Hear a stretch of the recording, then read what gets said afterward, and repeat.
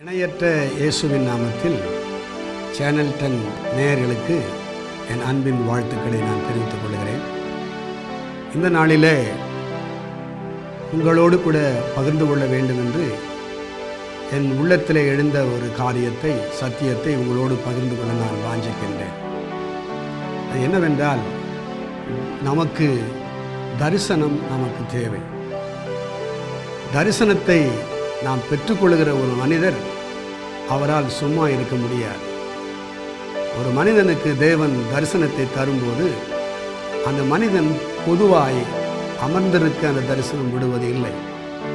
அது அவர்களை ஏவிக்கொண்டும் அவர்களை எழுப்பிக் கொண்டும் அவர்களை பின்தொடர்ந்து கொண்டிருக்கிற ஒரு காரியமாகத்தான் இருக்கிறது. ஆகவே ஆண்டுடைய பணியை செய்யும்படியாக தேவன் எனக்கு தந்த அந்த தரிசனம் என்னை சும்மா இருக்க ஒட்டவில்லை. ஆண்டவருக்காக எதையாகிலும் செய்தே ஆக வேண்டும் என்கின்ற ஒரு பாரத்தை எனக்குள் தந்தது. எதை பற்றிய தரிசனம்? குறிப்பாக இந்திய தேசத்தில் உள்ள கிராமங்களை பற்றிய ஒரு தரிசனம். ஒரு அருமையான வார்த்தை உண்டு. அது என்னவென்றால், இந்தியா கிராமங்களில் வாழ்கிறது. ஏறக்குறைய 70% மக்கள் கிராமங்களிலே வாழ்ந்து கொண்டிருக்கிறார்கள். இந்த நிலையிலே இந்தியாவிலே ஏறக்குறைய 7 லட்சம் கிராமங்கள் இருக்கிறதாய் கணக்கு சொல்லுகிறது. அப்படி இருக்கும்போது, அப்படிப்பட்ட ஒரு கிராமங்களின் குறித்த ஒரு தரிசனத்தை, பாரத்தை எனக்கு ஆண்டவர் தந்தார். நான் ஒரு கிராமத்தில் பிறந்தவன். இந்தியாவிலே, தமிழக மாநிலத்திலே, இன்றைய நாளிலே சொல்லப்படுகின்ற ராணிப்பேட்டை மாவட்டத்தின் கடைகோடி கிராமம் ஜானகாபுரம் என்கின்ற ஒரு கிராமத்திலே பிறந்து வளர்ந்தவன். ஆண்டவராகிய இயேசு கிறிஸ்துவை என்னுடைய 15வது வயதிலே என் சொந்த இரட்சகராக நான் ஏற்றுக்கொண்டேன். 1971ஆம் ஆண்டு, 72ஆம் ஆண்டு ஞானஸ்நானம் பெற்று ஆண்டுடைய பிள்ளை என்பதை உறுதிப்படுத்தி கொண்ட ஒரு நிலையில் 1973ஆம் ஆண்டு நான் ஆவியானுடைய அபிஷேகத்தினாலே நான் நிரப்பப்பட்டேன். அந்த நாள் முதல் கொண்டு அழிந்து போகிற ஆத்துமாக்களை குறித்ததான ஒரு பாரம் என்னை தொடர்ச்சியாய் அழைத்து கொண்டே இருந்தது. 1977ஆம் ஆண்டு என்னுடைய பட்டப்படிப்பை முடித்தேன். இந்த இடைப்பட்ட காலத்திலே என்னுடைய கல்லூரி நாட்களிலே வேலூரை மையமாக கொண்டு இயங்கும் ஆசீர்வாத இளைஞர் இயக்கத்திலே மாணவ பருவத்திலேயே ஊழியத்திலே, கிராமங்களை சந்திக்கிற ஊழியத்திலே ஈடுபாடு கொண்டேன். மே மாத விடுமுறை நாட்களிலே தமிழகத்தின் மலைவாழ் மக்களுக்கு சென்று சுவிசேஷம் அறிவிக்கிற வாய்ப்பினை பெற்றேன். அதைத் தொடர்ந்து கர்நாடகா மாநிலத்திலும் நான் ஆண்டுடைய சுவிசேஷத்தை அறிவிக்க செல்கிற வாய்ப்பு எனக்கு கிடைத்தது. மாணவ பருவம் கடந்து முழுநேர பணியை செய்ய வேண்டும் என்கின்ற பாரம் பெற்றபோது 1979ஆம் ஆண்டிலே நான் ஆண்டவருடைய முழுநேர பணியில் ஆசீர்வாதத்தை இயக்கத்திலே இணைந்து பணியாற்ற தேவன் எனக்கு கிருபை செய்தார். அங்கே 4 ஆண்டுகள் ஆண்டுடைய பணியை செய்ய தேவன் கிருபை செய்தார். 83ஆம் ஆண்டிலே இன்று நாங்கள் செய்து கொண்டு வருகின்ற இந்திய அறுவடை இயக்கம் என்கின்ற மிஷனரி ஊழியத்தை செய்ய தேவன் கிருபை தந்தார். இதற்கு ஆண்டவர் ஒரு தரிசனத்தை தந்ததினால் மாத்திரமே இது சாத்தியமாயிற்று என்று என்னால் சொல்ல முடியும். ஆண்டுடைய தரிசனத்தை பெற்றுக்கொள்வதற்கு, பாரத்தை பெற்றுக்கொள்வதற்கு நாம் அடிப்படையிலே செய்ய வேண்டியதெல்லாம் தேவனுடைய பாதத்திலே அமர்ந்து காத்திருந்து அவரோடு நாம் நேரத்தை செலவு பண்ணும்போது தான் தேவன் தம்முடைய இருதயத்தை நம்மிடத்திலே திறக்கிறார். அப்படி பல ஆண்டுகளாய் ஆண்டவர் பாத்திலே உட்கார்ந்து ஜெபிக்கின்ற அந்த நெடிய அனுபவத்தின் வழியாகத்தான் ஆண்டவர் இன்றைக்கு நாங்கள் செய்து கொண்டிருக்கிற இந்த ஊழியத்திற்கான தரிசனத்தையும் பாரத்தையும் ஆண்டவர் தந்தார். நீதிமொழிகளின் புஸ்தகம் 29ஆம் அதிகாரம் 18ஆம் வசனத்திலே இப்படி ஒரு வசனம் இருக்கிறது. தீர்க்க தரிசனம் இல்லாத இடத்திலே ஜனங்கள் சீர்கெட்டு போவார்கள், வேதத்தை காக்கிறவனோ பாக்கியவான் என்று சொல்லப்பட்டிருக்கிறது. இன்னொரு விதத்திலே நாம் சொல்ல வேண்டுமென்றால், தரிசனம் இல்லாத இடத்திலே ஜனங்கள் சீர்கெட்டு போவார்கள். ஆகவே தரிசனம் பெற்றவர்கள் எங்கு உண்டோ அங்கே ஜனங்கள் சீர்படுத்தப்படுகிறார்கள் என்பதுதான் உண்மை. ஆகவே ஆண்டவர் இந்திய கிராமங்களை குறித்த அந்த தரிசனத்தை எனக்கு தந்தபோது, அந்த பாரத்தை எனக்கு தந்தபோது, ஆண்டவருக்கு கீழ்ப்படிந்து அவர் பணியை செய்ய தேவன் எனக்கு கிருபை செய்தார். இப்படி அவருடைய பணியை செய்ய துவங்கின அந்த காலத்திலே ஆண்டவர் எனக்கு இப்படி ஒரு பாடலை தந்தார், ஒரு தரிசன பாடலை தந்தார். உங்களுக்கு அந்த பாடலை நான் பாட விரும்புகிறேன். ஒரு நாள் ஆண்டுடைய சமூகத்தில் தேசத்திற்காகவும் கிராமங்களுக்காகவும் அழிந்து போகிற ஆத்துமாக்களுக்காகவும் பாரம் கொண்டவனாய் ஜெபித்து கொண்டிருந்த போது தேவன் இந்த பாடலை தந்தார். இதன் வழியாய் நான் அதிகமாய் பாரப்பட தேவன் கிருபை செய்தார்.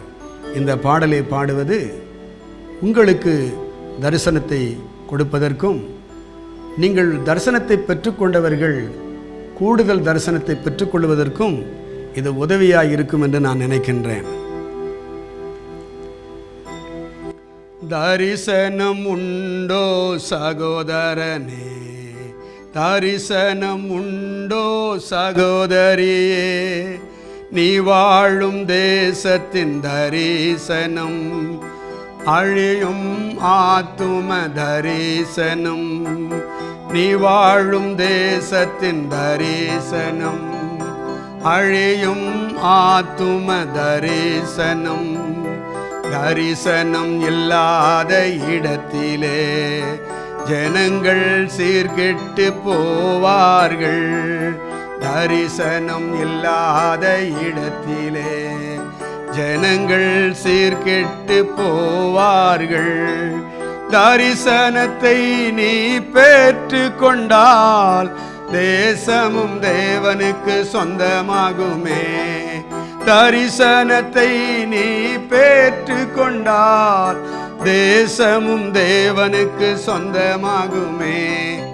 தரிசனம் உண்டோ சகோதரனே, தரிசனம் உண்டோ சகோதரியே, நீ வாழும் தேசத்தின் தரிசனம், அழியும் ஆத்தும தரிசனம், நீ வாழும் தேசத்தின் தரிசனம், அழியும் ஆத்தும தரிசனம்.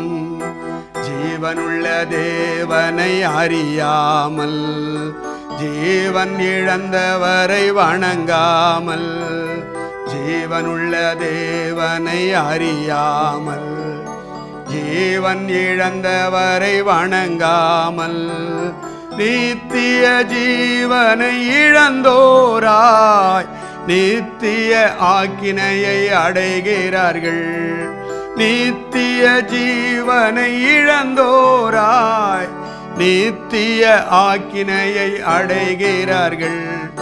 தரிசனம் உண்டோ சகோதரனே, தரிசனம் உண்டோ சகோதரியே, நீ வாழும் தேசத்தின் தரிசனம், அழியும் ஆத்தும தரிசனம், நீ வாழும் தேசத்தின் தரிசனம், அழியும் ஆத்தும தரிசனம்.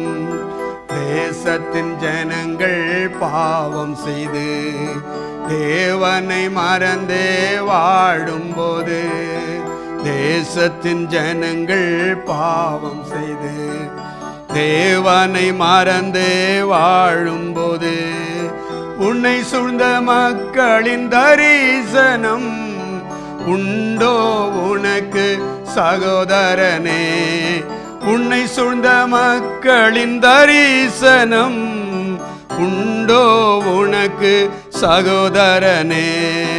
தரிசனம் உண்டோ சகோதரனே, தரிசனம் உண்டோ சகோதரியே, நீ வாழும் தேசத்தின் தரிசனம், அழியும் ஆத்தும தரிசனம், தரிசனம் பெற்ற ஏசையா என்னை அனுப்பும் என்றானே, தரிசனம் பெற்ற ஏசையா என்னை அனுப்பும் என்றானே, அடியேன் இருக்கிறேன் என்றுரைத்து அர்ப்பணிக்க நீயும் முன்வரையோ, அடியேன் இருக்கிறேன் என்றுரைத்து அர்ப்பணிக்க நீயும் முன்வரையோ, தரிசனம் உண்டோ சகோதரனே, தரிசனம் உண்டோ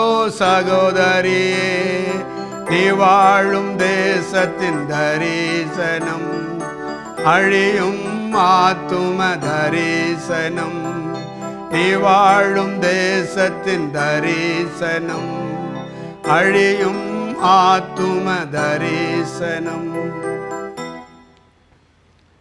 ஏசையா ஒரு அருமையான தரிசனத்தை பார்த்ததாக ஏசையா 6ஆம் அதிகாரத்திலே வாசிக்கிறோம். 1ஆம் வசனம் இப்படி சொல்லுகிறது, உசியா ராஜா மரணமடைந்த வருஷத்தில் ஆண்டவர் உயரமும் உன்னதமான சிங்காசனத்திலே வீற்றிருக்க கண்டேன், அவருடைய வஸ்திர தொங்கலால் தேவாலயம் நிறைந்திருந்தது என்று நாம் வாசிக்கிறோம். ஆண்டவரை தரிசித்த ஒரு மனிதனால் ஆண்டவருக்காக எதையும் செய்யாமல் இருக்க முடியாது. உண்மையிலே நாம் ஆண்டவராய் இயேசு கிறிஸ்துவை நம்முடைய உள்ளத்திலே ஏற்றுக்கொண்டு அவருடைய பிள்ளைகளாய் மாறி அவருக்காக வாழ்கிற நிலையிலே நாம் இருப்போமானால் ஆண்டவருக்காக எதையும் செய்ய வேண்டும் என்கின்ற ஒரு விருப்பத்தையும் பாரத்தையும் ஆண்டவர் நமக்கு தருகின்றார். யாரையாகிலும் அனுப்பும் என்பது அல்ல, ஆண்டவருடைய குரலை நாம் கேட்கின்றோம். ஆண்டவர் ஏசையா இப்படிப்பட்ட குரலை கேட்கும்படியான ஒரு கிருபையை ஏசையாவுக்கு தந்தார். அவர் ஏசையாவிடத்தில் சொன்னார், பின்பு யாரை நான் அனுப்புவேன், யார் நமது காரியமாய் போவான் என்று உரைக்கிற ஆண்டுடைய சத்தத்தை கேட்டேன். அதற்கு நான் இதோ அடியேன் இருக்கிறேன், என்னை அனுப்பும் என்றேன் என்று சொல்லுகின்றார். இந்த வார்த்தையை தியானித்து கொண்டிருந்த போதுதான் ஒரு நாள் ஆண்டவர் யாரையாகிலும் அனுப்பும் என்பது அல்ல, ஆண்டவர் எனக்கு ஒரு பணியை குறித்து சொல்லும்போது நான் என் நண்பர்கள் பல பெயரை சுட்டி காட்டி அவர்களை அனுப்பும் இவர்களை அனுப்பும் ஆண்டவரே என்று நான் சொல்லி கொண்டிருந்தேன். இல்லை இல்லை, நான் உன்னோடு தான் பேசி கொண்டிருக்கிறேன், ஆகவே உன்னுடைய பதில் என்ன என்று சொல்லும்போது நானும் 1979ஆம் ஆண்டு ஜூலை மாதம் 5ஆம் தேதியிலே என்னை அனுப்பும் ஆண்டவரே இதோ அடியேன் இருக்கிறேன் என்று என்னை ஒப்பு கொடுத்தேன்.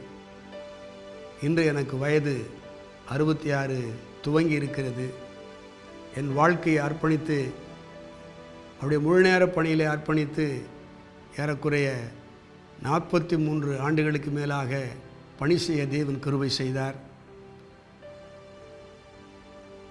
அந்த பணியின் வழியாக ஆண்டவர் ஆயிரக்கணக்கான மக்களை ஆண்டிடத்திலே கொண்டு வர தேவன் கிருபை செய்தார். ஏன் இதை சொல்லுகிறேன் என்றால், ஆண்டவர் உங்களுக்கு ஆண்டுடைய பணியை குறித்து பேசுவாரானால் நீங்கள் யாரையாகிலும் அனுப்பும் என்கின்ற நிலையிலே அல்ல. நாம் சொல்ல வேண்டியதெல்லாம், ஆண்டவரே இதோ அடியேன் இருக்கிறேன், என்னை அனுப்பும் என்று அர்ப்பணியுங்கள். ஆண்டவர் உங்களை எந்த விதத்திலே எவ்வளவு அளவிலே பயன்படுத்த வேண்டும் என்று அவர் தம்முடைய உள்ளங்கைகளிலே உங்களை பற்றிய திட்டத்தை வைத்திருக்கிறார். மீதி காரியத்தை அவர் உங்களை கொண்டு செய்வார். உங்களுக்காக நான் ஜெபிக்கின்றேன். நல்ல ஆண்டவரே, ஆண்டுடைய ஊழியத்தை பற்றிய பாரமுடையவர்கள், தரிசனமுடையவர்கள், வாஞ்சையுடையவர்கள் நிச்சயமாக ஏராளமாக உண்டு ஆண்டவரே. ஒரு நாள் ஆண்டவரே தேவரீர், எலியா இப்படி ஜெபித்தான், நான் ஒருவன் மாத்திரம் இருக்கிறேன் என்று சொன்னான் ஆண்டவரே. அப்பொழுது நீர் அவனுக்கு சொன்னீர், பாகாலுக்கு முன்பாக முழங்கால் படியிடாத, அவனுடைய பாதங்களை முத்தம் செய்யாத 7000 பேரை நான் இஸ்ரவேலிலே வைத்திருக்கிறேன் என்று சொன்னது போல, ஆண்டவரே, உலகளாவிலும் விதத்திலும் தேசத்தின் எல்லா பகுதிகளிலும் ஆண்டவரே, உம்முடைய ஊழியத்தை குறித்ததான பாரமுடையவர்கள், வாஞ்சை உடையவர்கள், தரிசனம் பெற்றவர்கள் ஏராளம் உண்டு ஆண்டவரே. அதில் அநேகர் இன்னும் உம்முடைய பணிக்கென்று அர்ப்பணித்து ஆண்டவரே புறப்பட்டு போகவோ அந்த பணியை மேற்கொள்ளவோ இன்றும் தயக்கம் காட்டி பின்தங்கியிருப்பதை நீர் அறிவீர்.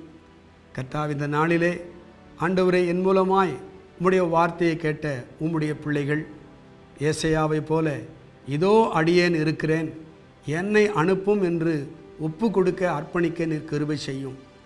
அப்படி அர்ப்பணிக்கிற ஒவ்வொருவரை கொண்டும் ஆண்டவரே, நீர் வைத்திருக்கிற உம்முடைய திட்டத்தையும் திருசித்தத்தையும் அவர்கள் மூலமாய் நிறைவேற்றி உன் நாமத்தை மகிமைப்படுத்தும், ஆசீர்வதியும். இயேசுவின் நாமத்தில் பிதாவே, ஆமென். God bless you.